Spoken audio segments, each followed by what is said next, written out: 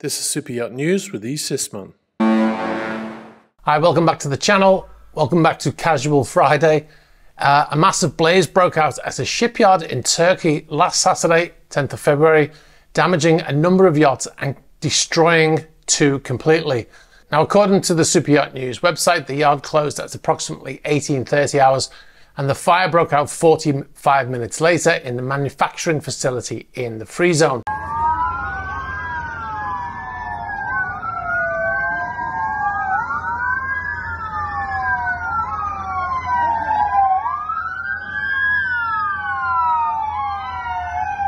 The fire was fought by 15 firefighting vehicles from the local area, giving an idea of the size of that fire.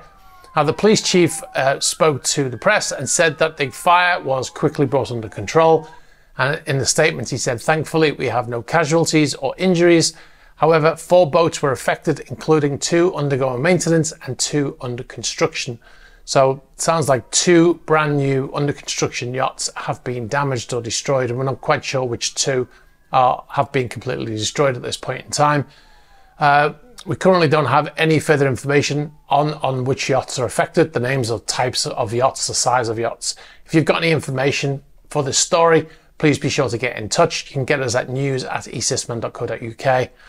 Now, this is the second fire to erupt at an Antalya shipyard. That's a location in Turkey where the shipyards are. In less than a year, we've reported on another fire at the Daman yachting facility in Antalya shipyard in May 2023.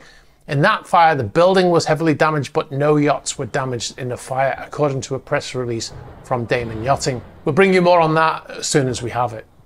All right, we'll move on. We've had more images and video of motor yacht Nord in the Seychelles. Nord has been avoiding sanctions since her owner Alexei Mordozhov was placed on the sanctions list last year. The massive 142-meter yacht has been going between, after heading to Vladivostok and staying there for some time, the vessel's been going between Vladivostok and the Maldives and the Seychelles, with their AIS switched off once west of Singapore for the last 2 years. Now, his other vessel, Lady M, wasn't so lucky. That vessel was laid up in Imperia in Italy, and it was arrested there, and it's still there to this day, still arrested, hasn't moved since. Now, this yacht, Nord, has been seen by holidaymakers in the Seychelles over the last week, with some spotting the yacht from a cruise ship and others in local boats passing by. This footage here is near Eden Island Resort and Marinas on the main island. And you can see there are some other yachts in the marina there and one just leaving. Now, the other yacht there that is just leaving the marina in that shot there is Motor Yacht Romea. And this vessel is also owned by a Russian, Alexander Nessis, and is also not broadcasting her AIS since arriving in the Seychelles. You can see the AIS data here. The vessel just suddenly stopped broadcasting at some point. Now, we've got another video, close-up video of Nord. This is sent in by Monte Carlo Marine. And it's from the stern of Nord, and you can see the flag is not hoisted. Now, it's possible it could be before 8 a.m. We're not sure of what time this was shot, but it's in most of the footage we've seen of Nord, they're not flying the Russian flag. I doubt flying that flag is very popular right now with what's going on with the war in Ukraine. So probably best to not put that up there. We'll fly over to Dubai now for some images from the bridge of the QE2, the former ocean liner from Cunard. Now, these were sent in by a subscriber who was on a tour of the former ocean liner.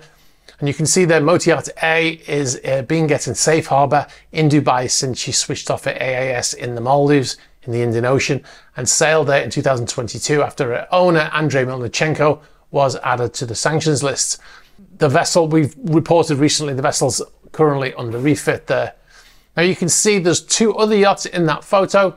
If you want to get 10 points, pause the video now and put the names of those yachts in the comments section. You can see the name of the yacht closest to the QE2 there on the right-hand side. The name has been covered over with canvas to hide the name, to hide the identity of the yacht. This yacht hightailed it out of Monaco in the days after Ukraine was invaded and was briefly detained in Monaco, but eventually released.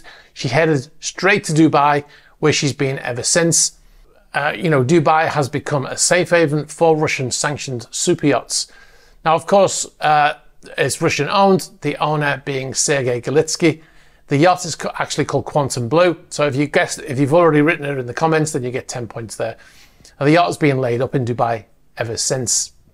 All right, we'll head over to Miami. This is not a super yacht. This is the largest cruise ship in the world. The name, as you can see, is written on the side in giant letters, Icon of the Seas from Royal Caribbean. And the massive ship holds more than 8,000 passengers. So they must have a crew of at least 4,000 to be able to cope with so many people. I can't think of anything worse than being a passenger on such a large ship. It must be a logistical nightmare. I wouldn't want to be a crew member on that ship either. I've been on cruise ships that hold, 3,000 passengers, and that's bad enough. Royal Caribbean website talks about Caribbean cruises. Now, most islands in the Caribbean cannot deal with such a large ship, so the guests would have to be tended ashore. Can you imagine trying to get 8,000 people on and off that ship? It must be a logistical nightmare, as I said. Those of you who may be new to the channel might not know that before I worked on super yachts, I spent a decade working on the cruise ship industry. All right, now we'll head over to France and Port Vauban in Antibes. We've got some new footage of motor yacht Stefania. This is the yacht that was seized by the French authorities. The yacht will be auctioned. It was meant to be auctioned on the 25th of January, but it was postponed because they said they wanted to get some things sorted out.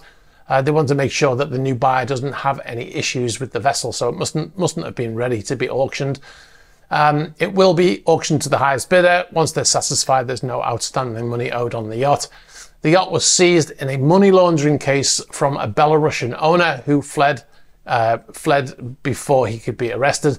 Now, it's not, as far as we know, related to any sanctions of the war in Ukraine, just old-fashioned money laundering, apparently. Now, what if your boss is the douchebag and you want to leave, but you're in this situation, right, where you can't get a good reference because your boss is the douchebag? All right, episode 4 of the Yacht Report podcast is now live at Yacht Report Podcast on YouTube. You can also find us on Apple Podcasts as well as Audible and Spotify.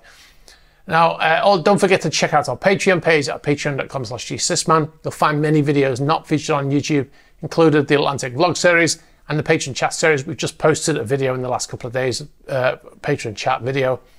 And you'll get lots of behind the scenes footage from our trips to super yacht marinas all over the world.